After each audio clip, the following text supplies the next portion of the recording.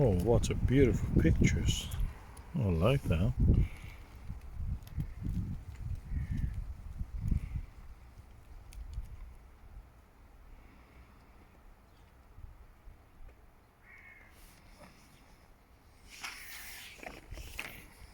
Oh, what a beautiful book.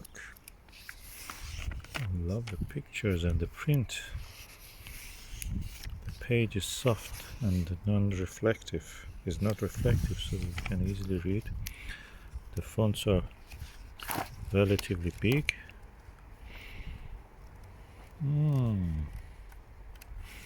Enough pictures to make you interested. And that's the face of the author, who may have suffered from a lot of lack of privacy with nosy neighbors.